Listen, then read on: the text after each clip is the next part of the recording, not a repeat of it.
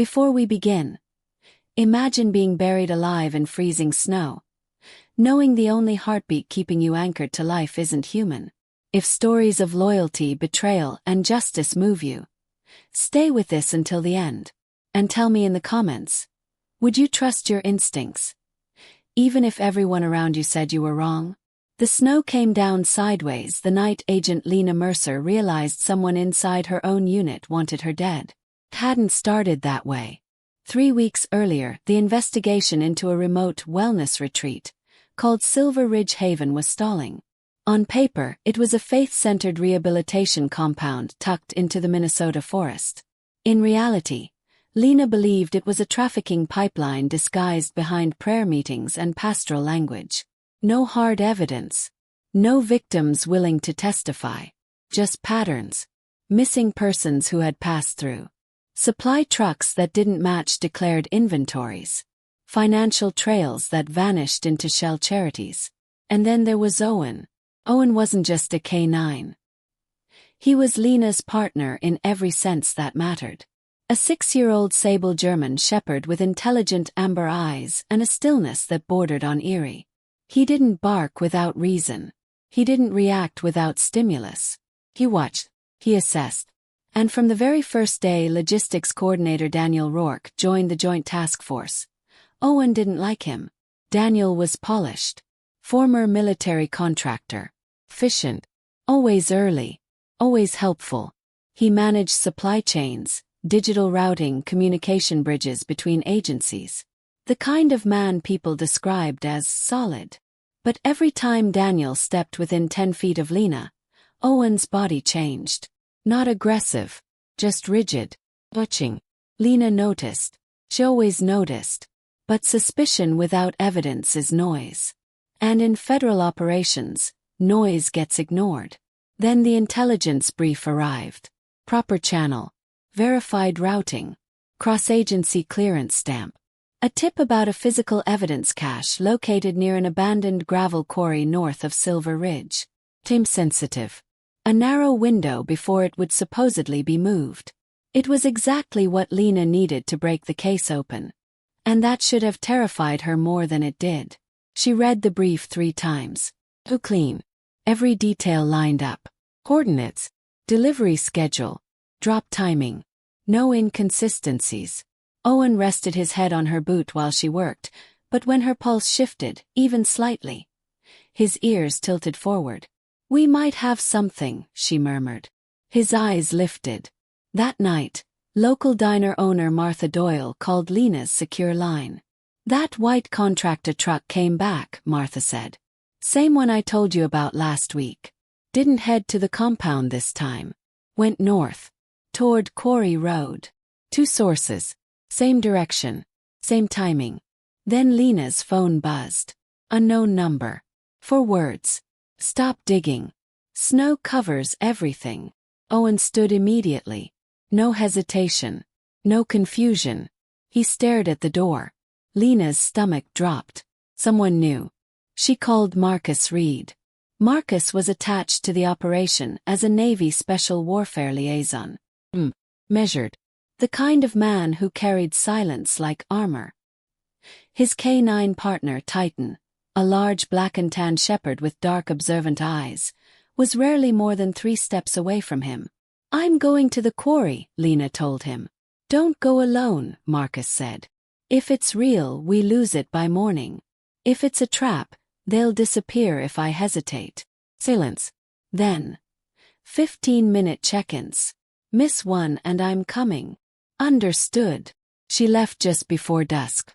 2 miles into Quarry Road, the signal bars dropped from 5 to 3 to 1. Then nothing. Dead zone. Manufactured silence. Owen's nose pressed to the cracked window, inhaling cold air like he was reading invisible ink. She parked near the coordinates. Snow layered everything in thick, undisturbed white. Too undisturbed. Her hand rested near her weapon as she stepped out. Owen dropped beside her, instantly alert. Wind cut through her jacket. Then Owen growled. Low. Not loud. But ancient. Movement exploded from the tree line.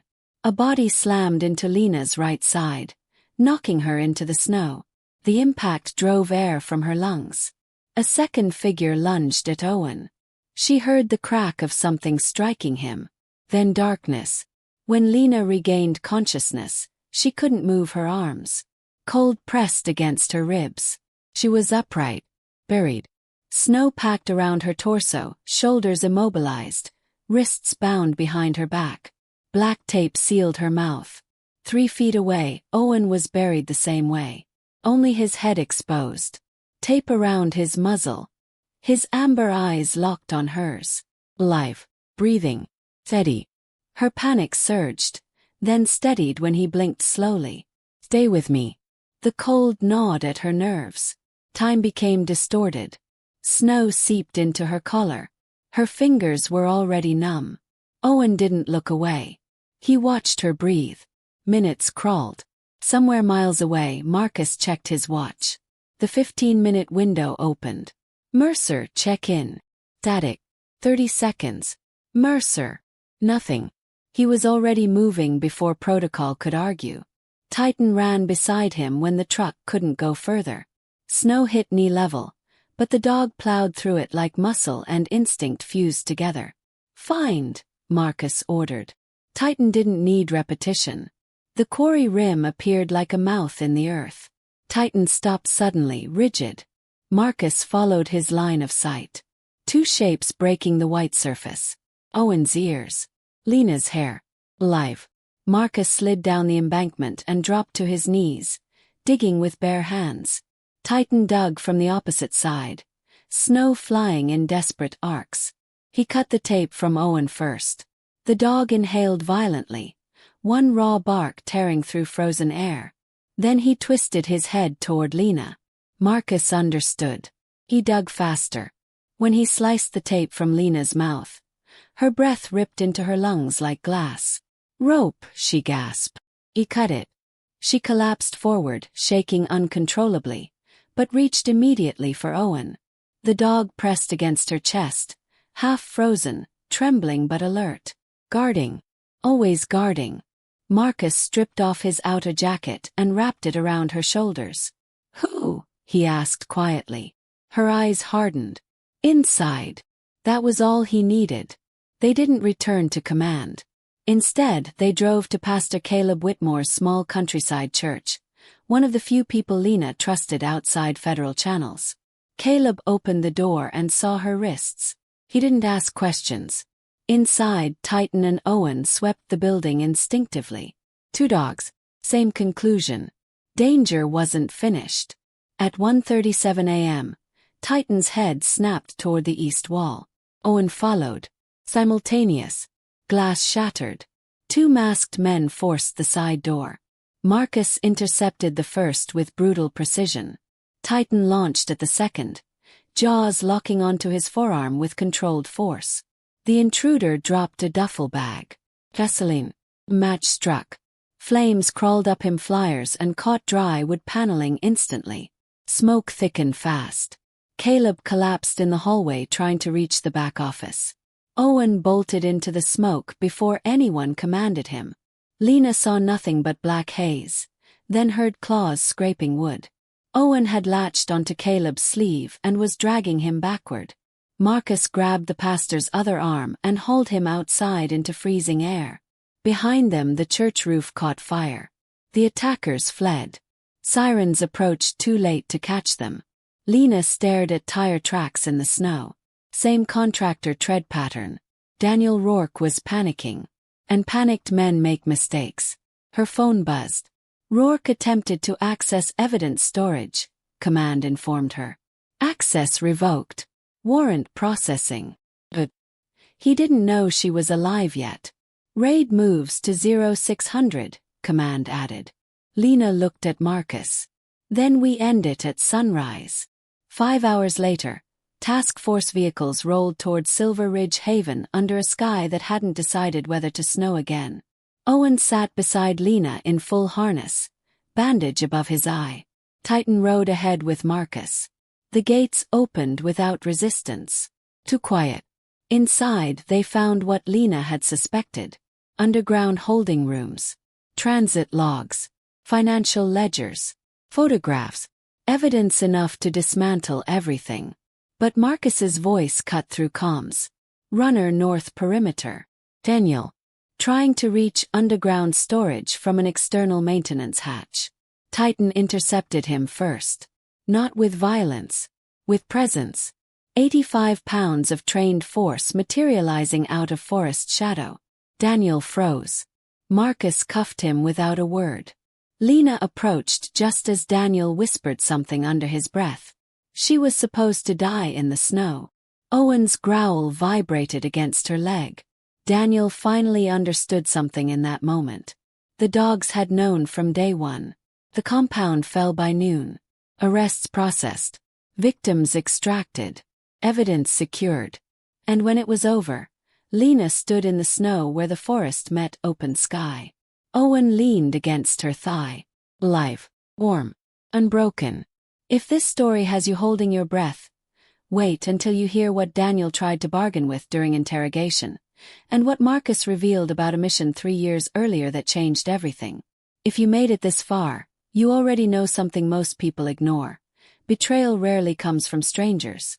Before we continue, ask yourself, if someone you trusted tried to erase you, would you want revenge? Or truth? Daniel Rourke didn't look dangerous in handcuffs. That was the unsettling part. No rage. No desperation. No dramatic outburst. Just calculation. They processed him in a temporary command trailer on the edge of Silver Ridge Haven, while federal units catalogued evidence from the underground storage rooms. Lena watched through the observation glass. Owen seated at her side. Bandage above his eye. Ember gaze steady. Daniel's wrists rested loosely on the table. He leaned back slightly, posture almost relaxed. Marcus entered first. No raised voice. No threats. Just presence. Titan lay near the wall behind him, eyes fixed on Daniel's hands. You attempted to access secured evidence storage after your credentials were revoked, Marcus began. Daniel smiled faintly. Clerical confusion. Lena stepped into the room. His eyes shifted to her, and for the first time something flickered there. He hadn't expected to see her walking. You look cold, he said quietly. Owen's growl rolled low and controlled. Marcus didn't look at the dog. He didn't need to. She wasn't supposed to survive, Marcus said evenly. You said that at the arrest. Daniel's jaw tightened. Silence stretched. Then he exhaled slowly. You're chasing the wrong target. Lena leaned forward. Explain. Daniel glanced toward Titan. Remove the dog. No, Marcus said. Daniel studied the German Shepherd for a long moment. They always know, don't they? No one answered. Daniel shifted tactics. You think this is about a trafficking ring, he said. Silver Ridge is a node, not the network. Shut it down and 3 more open under different names. You're playing cleanup crew in a machine you don't understand. Lena didn't blink. You buried a federal agent alive. That wasn't personal. Owen's growl deepened. Daniel's eyes flicked toward him. See. He knows. Marcus leaned forward slightly. Who else is inside? Daniel smiled again. Wrong question. Hours passed. He gave nothing operational. No names. No upstream financiers. No corrupted officials beyond what they had already arrested. But near hour 3 he made a mistake. You pulled her out fast, Daniel muttered at Marcus. Signal must have dropped right on schedule. Lena froze. Right on schedule. That wasn't public knowledge. Only someone with direct access to internal communications would know the precise timing of her check-in window. Marcus's eyes sharpened. You monitored the check-in. Daniel's silence confirmed it. He hadn't just built the false brief. He had real-time oversight. Meaning surveillance. Meaning the breach ran deeper. Lena stepped out of the room and immediately requested a digital audit of the Joint Task Force comm logs. What came back chilled her more than the quarry. Encrypted mirror routing. Data siphoned through a secondary server piggybacked inside legitimate communication channels. Daniel wasn't just logistics. He was control. And someone had allowed it. That night, back at the temporary field housing, Lena couldn't sleep. Owen lay across the foot of her bed, but his ears twitched at every sound. She stared at the ceiling. Daniel had said something else. "You're playing cleanup crew in a machine you don't understand." "What machine?" Marcus knocked lightly on her door. She opened it. He looked different without tactical gear. Less armored. More human. Titan sat behind him. "You ever feel like you're standing on top of something hollow?" Lena asked. "All the time," Marcus replied. They sat at the small kitchen table. Snow pressed against the window like static. 3 years ago," Marcus said quietly, "I lost someone on a mission because intel was rerouted." Lena didn't interrupt. "Interpreter. Civilian asset. Someone inside our unit leaked coordinates. She was taken before we arrived." His jaw tightened slightly. 90 seconds. Lena remembered Daniel's comment about schedule. "This isn't the first time," she said. "No." Titan shifted closer to Marcus's leg. "The dog knew back then too," Marcus continued. "He reacted to someone I trusted. I ignored it." Silence filled the room. Owen lifted his head and looked between them. "He said we're chasing the wrong target," Lena murmured.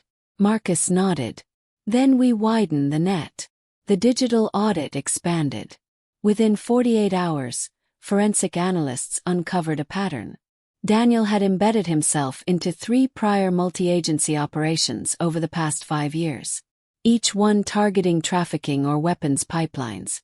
Each one experiencing unexplained evidence delays, compromised warrants or failed raids.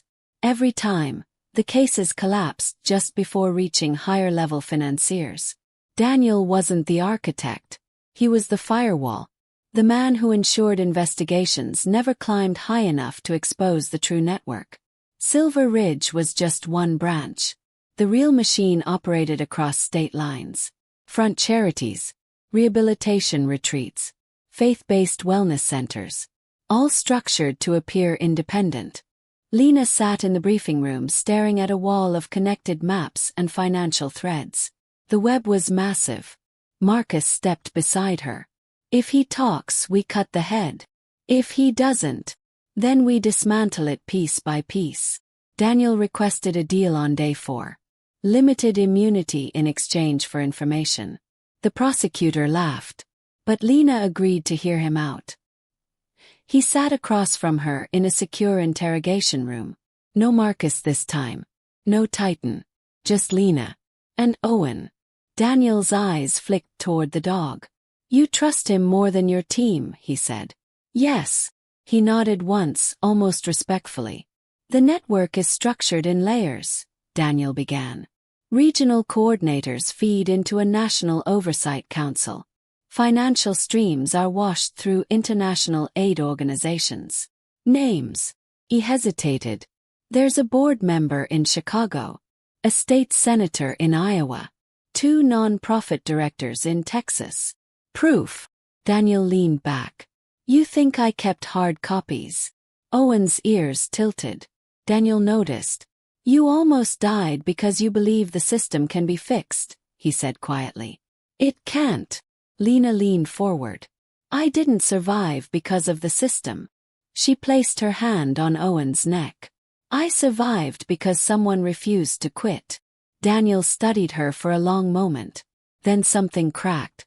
"Not fear. Fatigue. You don't understand what happens when you pull that thread," he said. "The machine protects itself." "Good," Lena replied. "Let it try." Daniel gave 3 verifiable financial routing accounts. That was enough. Federal indictments began expanding outward within weeks. Search warrants in 4 states. Asset freezes. Quiet arrest. The news didn't connect the dots yet. But internally, agencies were scrambling. Someone had been manipulating joint task force channels for years. And now the spotlight was moving upward. One night, alone in her apartment, Lena stood by the window watching city lights reflect off fresh snow. Owen rested beside her.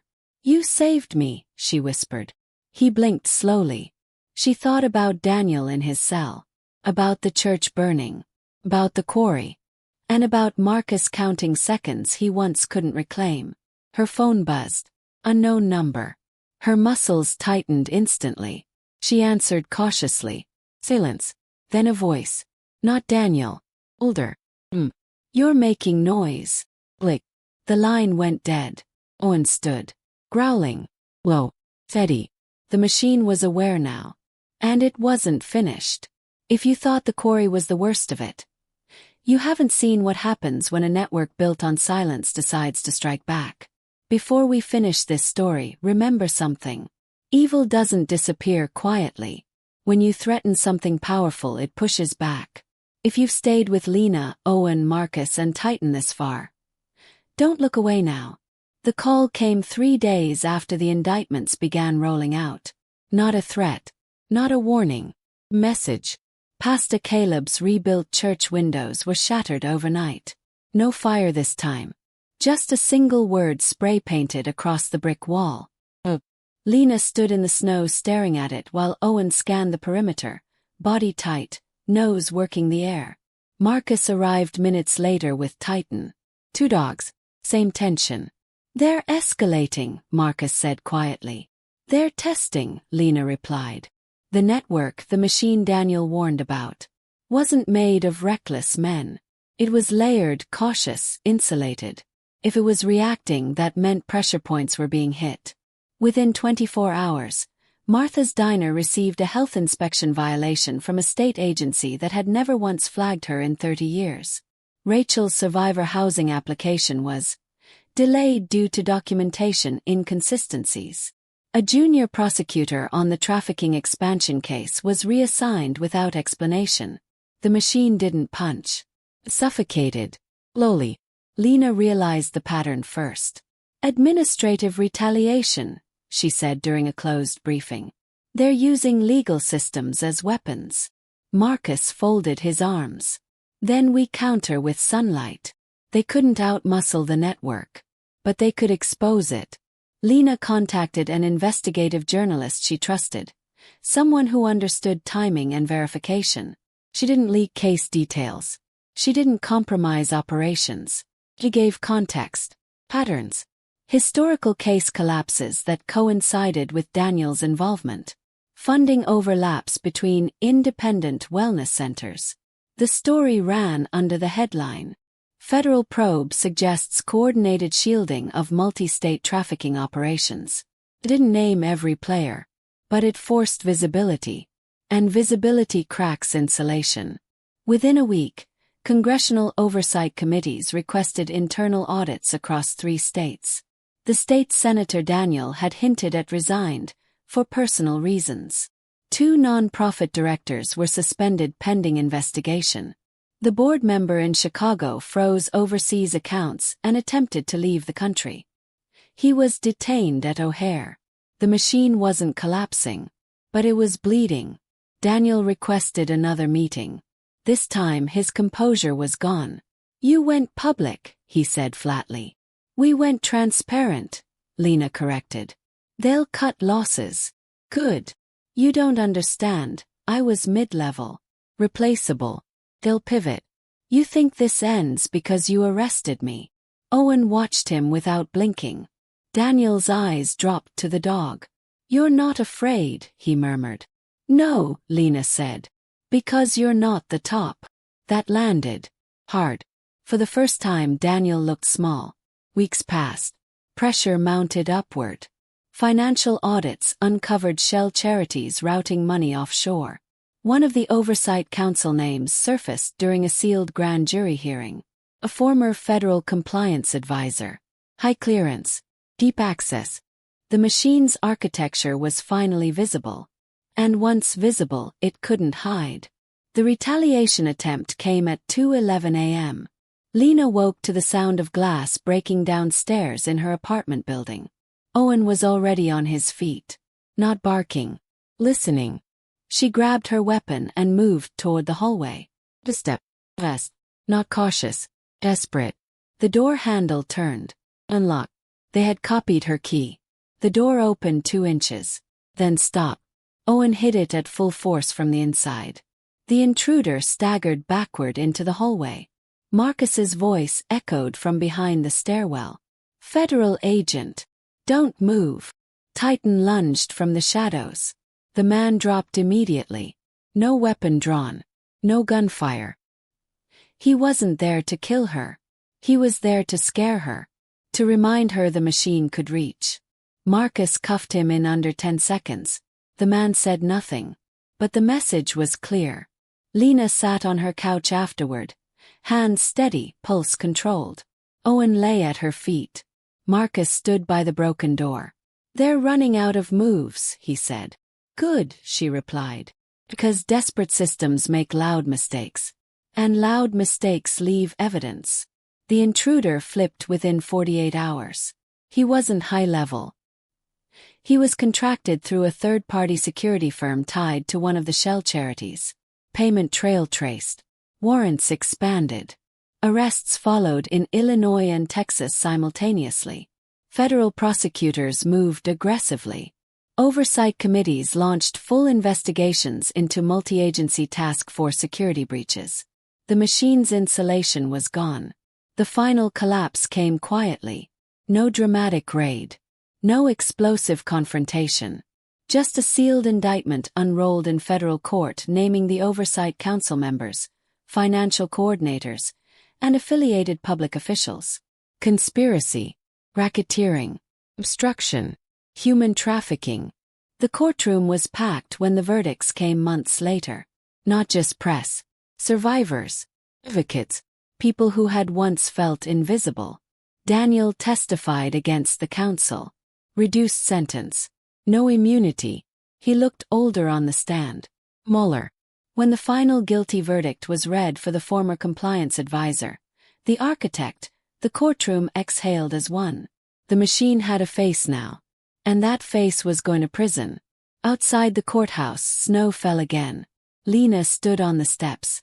Owen pressed against her leg. Marcus joined her. Titan sat at attention. "You ended it," Marcus said. "No," Lena replied. "We exposed it." Owen tilted his head at the falling snow. No fear this time. Just white silence. Rachel eventually moved into her own apartment. She sent Lena another card. 5 words this time. "I left my window open." Freedom felt like fresh air. Martha's Diner added a small plaque near the register. "If something feels wrong, speak." Pastor Caleb's church doors stayed open. And Lena made a decision. She transferred to a national internal oversight unit focused on corruption detection across interagency task forces. If the machine rebuilt somewhere else, she intended to see it forming. Marcus accepted a permanent K-9 integration training post. Titan slowed with age but still watched every room like it mattered. Owen officially retired from field operations. But retirement didn't change instinct. On Sunday mornings, he lay on the church steps. Watching. Always watching. One winter afternoon, Lena sat on her porch as snow drifted softly across the yard. Owen rested his head on her knee. She ran her fingers through his fur, feeling the steady warmth of him. "You knew," she whispered. He blinked slowly. She thought about the quarry, the burial, the fire, the broken door, the machine, and the quiet strength of a dog who had never once doubted what felt wrong. Sometimes justice isn't loud. Sometimes it's patient, methodical, relentless, and sometimes it has 4 legs and amber eyes. If this story reminded you that instinct matters, that courage can be quiet, and that loyalty can outlast corruption, share it with someone who needs to believe that darkness doesn't win forever. And if you've ever had a loyal companion, human or animal, who stood beside you when things were at their worst, comment "loyal" below. Because in the end, that's what saved them. Not power. Not politics. Loyalty. And loyalty, once awakened, does not lose.